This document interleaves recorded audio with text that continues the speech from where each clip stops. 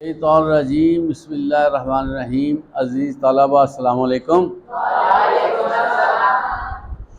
عزیز طلبہ، ہم سب مسلمان ہیں اور مسلمان کے لیے نماز پڑھنا لازم ہے، فرض ہے، اور نماز کے بارے میں بہت ساری احادیث آئی ہیں۔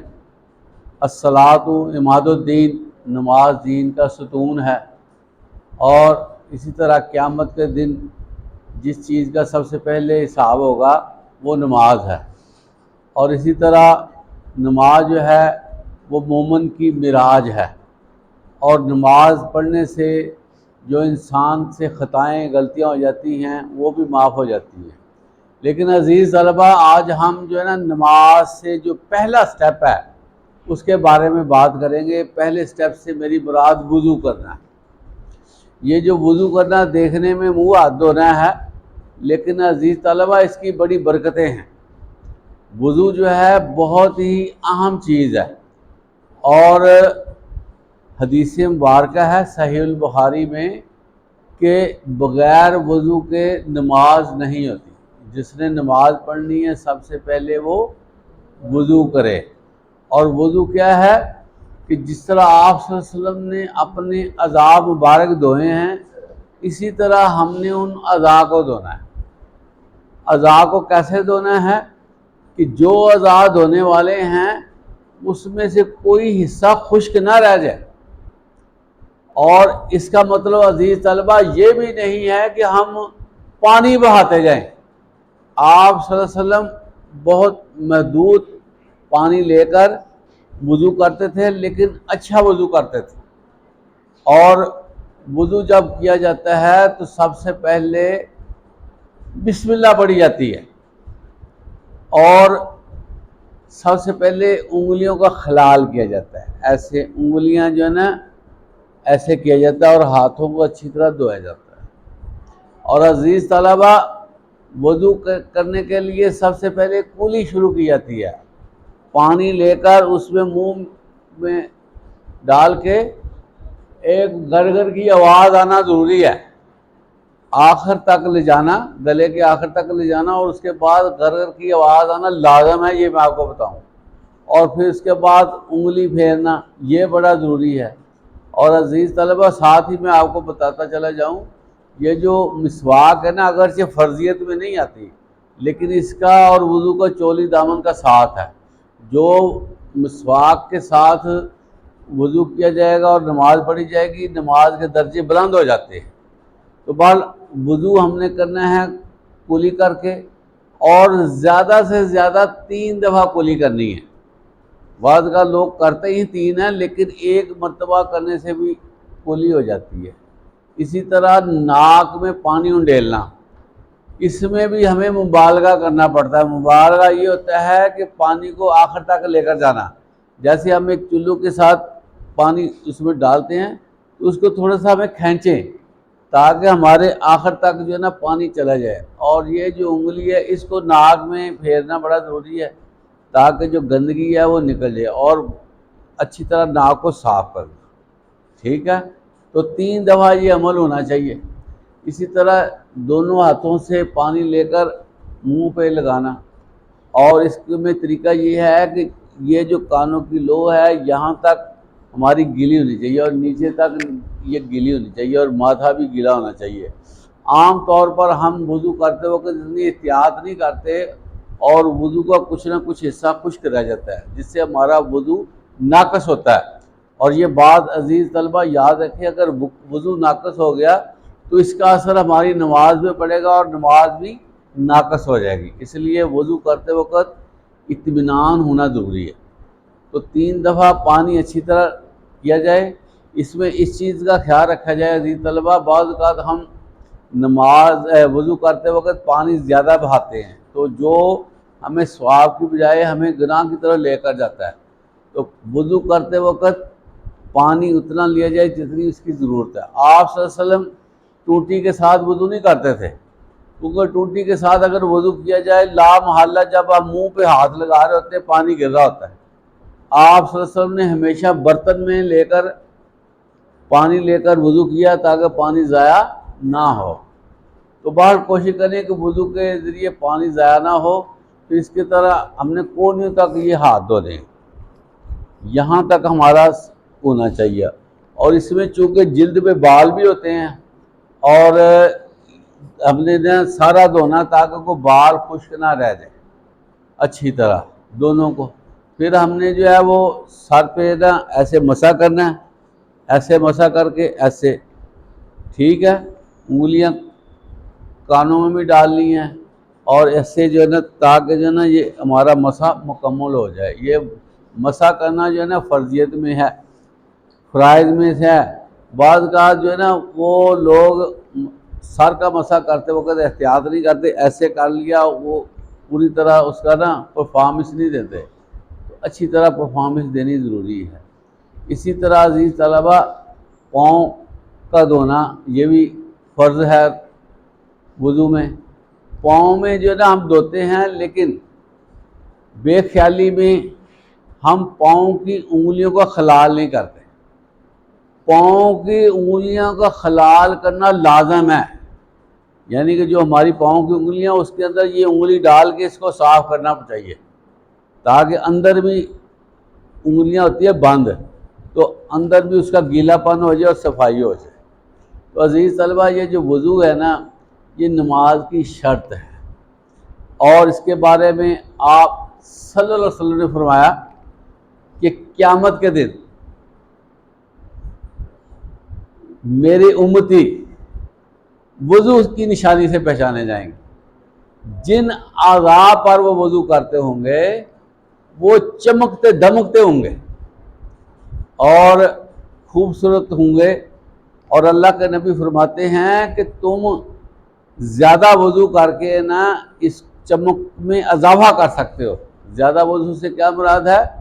ایک تو ہوتا ہے کہ ہم نماز وقت وضو کرتے ہیں، زیادہ تر ہمارے ہاں جو کلچر بنا ہوا ہے نا وہ یہ ہے کہ نماز کے وقت وضو ہوتا ہے اور باقی اوقات میں ہمارا وضو نہیں رہتا۔ زیادہ وضو کرنے سے مراد یہ ہے کہ ہم ہر وقت وضو کی حالت میں رہیں، ہر وقت ہمارا وضو میں رہنا بڑا برکت ہے، اور ہم وضو کر کے بیٹھے رہیں گے اس کا ثواب ہوتا رہے گا، بغیر کچھ پڑھنے کے بھی ہمیں ثواب ہو جائے گا، ٹھیک ہے۔ اگلی بات کیا ہے، جب ہم نے وضو کیا ہے نا تو اس کے جو اعضاء ہیں ان پہ پانی لگے گا، وہ اعضاء جو ہے وہ ہمارے قیامت کے دن چمکتے ہوں گے، اللہ کے نبی کو اپنی امتیوں کے پہچاننے میں آسانی ہوگی، اور وہ بھی جو ہے نا جلدی اللہ کے نبی کے پاس پہنچ کر حوض کوثر سے پانی پی سکتے ہیں۔ اگلی بات عزیز طلبہ یہ ہے کہ یہ جو وضو ہے نا، اب دیکھیں دیکھنے میں یہ وضو ہے، دیکھنے میں یہ ہے کہ ہم نے منہ دھویا، ہاتھ دھو لیے، یہ ہمارے جسم سے گناہ جھاڑ دیتا ہے، ہمارے جسم سے یہ گناہ نکال دیتا ہے، یہ جو وضو ہوتا ہے، اور جو ہے وہ اپنا وضو جو ہے اس سے ہمارے جسم کے گناہ جھڑ جاتے ہیں، اور حتیٰ کہ یہ جو انگلیاں ہوتی ہیں نا، انگلیاں، ان کے جو ناخن ہیں ان سے بھی ہمارے گناہ جو ہے جھڑ جاتے ہیں، نکل جاتے ہیں۔ تو کتنی پیاری چیز ہے کہ ہم وضو کر رہے ہیں، گناہ سے پاک ہو رہے ہیں، اس لیے وضو کرتے رہنا چاہیے، جو ہی وضو ٹوٹے وضو ہم کر لیں۔ اور اس سے اگلی بات یہ ہے کہ آپ صلی اللہ علیہ وسلم نے فرمایا کہ جو شخص شدت میں وضو کرتا ہے اس کی اللہ تعالیٰ گناہ ختم کرتا ہے اور درجات بلند کرتا ہے۔ شدت کسے کہتے ہیں کہ بیماری ہے لیکن بندہ وضو کر لیتا ہے، سردی ہے بندہ کامل وضو کر لیتا ہے، تو اللہ کے نبی فرماتے ہیں اللہ تعالیٰ اس کے گناہ مٹا دیتا ہے، اس کے درجات میں اضافہ کر دیتا ہے۔ اس سے آپ اندازہ کریں کہ وضو کرنے سے ہمارے درجات بلند ہوتے ہیں۔ اور پھر عزیز طلبہ جو بندہ وضو کرنے کے بعد اشہد ان لا الہ الا اللہ اشہد ان محمد عبدہ ورسولہ اللہم اجعلنی من التوابین واجعلنی من المطہرین، کہ جو یہ کلمات پڑھتا ہے اس کی یہ دعا کی وجہ سے، کلمہ پڑھنے کی وجہ سے جنت کے 8 دروازے ہیں، وہ 8 کے 8 کھل جاتے ہیں، 8 دروازے 8 کے 8 ہی کھل جاتے ہیں، اور بندے کے لیے جنت ایک نظر آنے والی بات ہے کہ وہ جنت کے دروازے کھل کے وہاں جا سکے گا وہ۔ تو آپ دیکھیں کہ اس کا ثواب کتنا ہے وضو کے بعد کلمہ پڑھنے کا، کہ 8 دروازے 8 کھل جاتے ہیں۔ عزیز طلبہ، یہ میں نے آپ کو جو باتیں بتائی ہیں یہ ہیں جو ہمیں ثواب کے حوالے سے، ٹھیک ہے۔ اب آپ دیکھیں کہ یہ جو وضو ہے یہ انسانی طبیعت میں کس طرح اس کا فائدہ ہے، طبی لحاظ سے کتنا فائدہ ہے۔ آپ دیکھیں یہ جو ہاتھ ہے نا، ہاتھ ہمارے یہ چیز کو پکڑنے کا ایک سورس ہے، اور ہم کوئی چیز پکڑ کر کھاتے ہیں سب سے پہلے ہاتھ سے پکڑتے ہیں۔ ہاتھ میں اگر گندگی ہو، کوئی جراثیم لگے ہوں، کوئی ناپاک چیز لگی ہو، وہ ہم کھائیں گے تو ہمارے ساتھ وہ ناپاک چیز بھی چلے جائے گی۔ تو وضو کرنے کا یہ فائدہ ہے کہ ہر وقت بندہ صاف ستھرا رہتا ہے، کوئی چیز کھا لے تو اس کے ہاتھ صحیح ہوں گے۔ اس کے علاوہ آپ دیکھیں کہ ہماری آنکھیں ہیں، اس میں گرد و غبار پڑتا ہے، لیکن وضو کرنے سے جب ہم اپنی آنکھوں کو ہاتھ لگاتے ہیں تو اس میں جو مٹی کے ذرات ہوتے ہیں نا وہ نکل جاتے ہیں، آنکھیں دھل جاتی ہیں۔ اور پھر اسی طرح ناک ہے، اس کے اندر مٹی جاتی ہے، جب اس کو ہم صاف کرتے ہیں تو یہ جو ہے وہ اندر سے گند وغیرہ نکال کے باہر دیتا ہے، جس سے نا ہمیں زکام وغیرہ ہونے کا جو خطرہ ہوتا ہے وہ بھی نہیں ہوتا۔ اس کے علاوہ جو ہے وہ گندگی سے ہمیں نجات ملتی ہے۔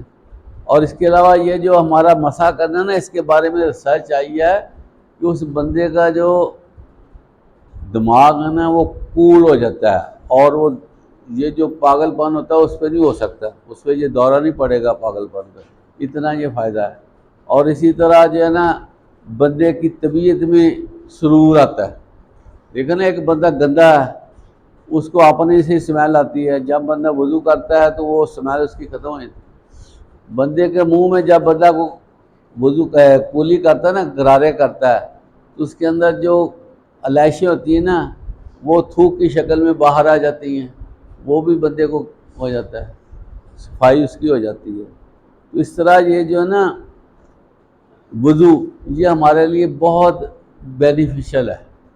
اور آج کل کا جو موسم ہے آپ کو پتہ ہی ہے، اتنا ہے کہ پانی ٹھنڈا بھی نہیں ہے، تو ہم سب کو ایک تو باوضو رہنا چاہیے، خصوصی طور پر جب ہم گھر سے آئیں تو کم از کم اس وقت ہم وضو کر کے آ جائیں، اور جب ہم نہاتے ہیں نا نہانے کے بعد بھی ہمیں وضو کر لینا چاہیے، ٹھیک ہے۔ اور وضو کرنے کا یہ فائدہ ہوتا ہے کہ بندہ جو ہے وہ اپنے آپ کو ذرا احتیاط میں رکھتا ہے کہ میرا وضو نہ ٹوٹ جائے، وہ اپنے آپ کو کور کر کے رکھتا ہے، جس سے جو ہے اس کی طبیعت زیادہ بہتر رہتی ہے۔ گند بلاک بکنے سے وہ احتیاط کرتا ہے میں نے وضو کیا ہوا ہے۔ تو یہ ساری چیزیں نا وضو سے ہمیں مل جاتی ہیں۔ اسلام جو ہے یہ طہارت و پاکیزگی کا مذہب ہے۔ اللہ تعالیٰ قرآن مجید میں فرماتے ہیں ان اللہ یحب المطہرین، بے شک اللہ تعالیٰ پاک صاف رہنے والوں کو پسند کرتا ہے۔ تو یہ ہمیں دنیا میں بھی وضو کا فائدہ ہے، اور آخرت کے حوالے سے میں نے آپ کو بتایا کہ کتنے اس کے فوائد ہیں۔ اور بندہ جو ہے وہ زمین پہ ہے لیکن اس کے 8 دروازے اس کے لیے اللہ تعالیٰ کھول دیتا ہے، اور اس کے گناہ مٹاتا ہے، اس کے درجات بلند کرتا ہے، اور اسی طرح جو ہے اس کے جسم سے گناہ گر جاتے ہیں۔ اب دیکھیں نا وضو اور نماز کے بارے میں کسی بندے نے پوچھا آپ صلی اللہ علیہ وسلم سے، آپ نے فرمایا کہ ایک بندہ اس کے گھر کے پاس سے کوئی نہر گزرتی ہے تو وہ 5 وقت وہاں سے اپنے آپ کو غسل دیتا ہے، اپنا پانی پھیرتا ہے جسم پہ، کیا اس کے جسم پہ کوئی گندگی رہ جائے گی؟ اسی طرح جو بندہ 5 وقت وضو کر کے نماز پڑھتا ہے اس کے جسم سے بھی جو ہے یہ جو گناہ وغیرہ دھل جاتے ہیں، ساری چیزیں ختم ہو جاتی ہیں۔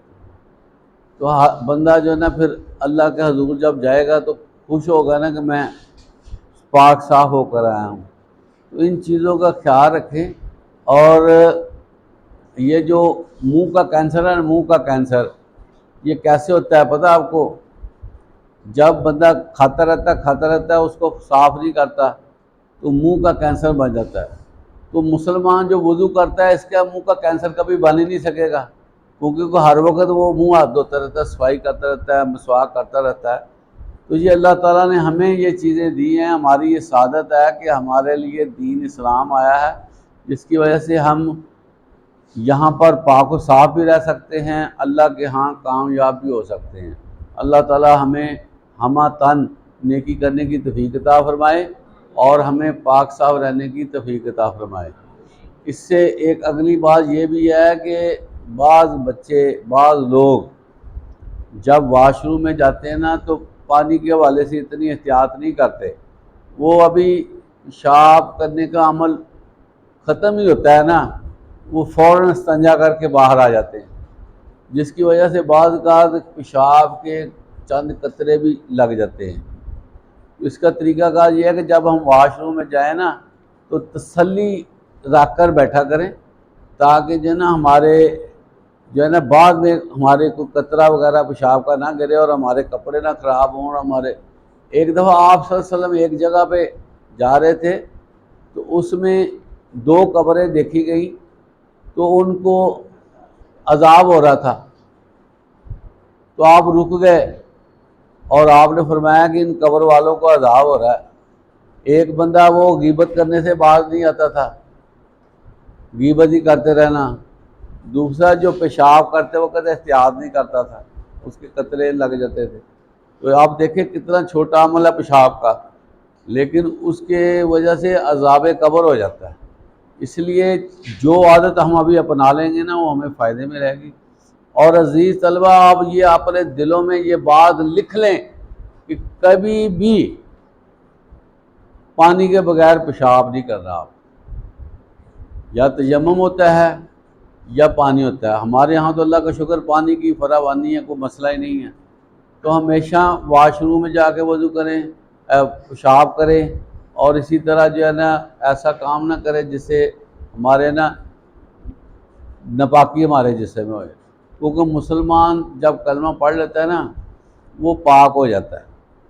اب اللہ تعالیٰ تو اس کو پاک کر دیتا ہے، لیکن اب اس کو قائم رکھنے کے لیے نا اپنے آپ کو گندگی سے بچانا ضروری ہے، تاکہ اللہ نہ کرے اچانک بھی موت آ جائے نا تو ہم جو ہے نا پاک ہو کر جائیں۔ یہ میری بات ذرا نوٹ کریں کہ بندے کے مرنے کا پتہ نہیں ہے، اگر بندہ مرتا ہے نا تو اس وقت پاک ہوگا تو ایک اچھی خوبی اس کے ساتھ ہوگی، یہ نہیں ہوگا کہ اس کے جو ہے نا ٹانگوں پہ کوئی گندگی لگی ہوئی ہے، کوئی ایسی چیز، تو یہ ہمارے لیے غلط ہو جاتی ہے۔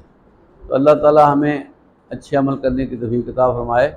وآخر دعوانا الحمدللہ رب العالمین۔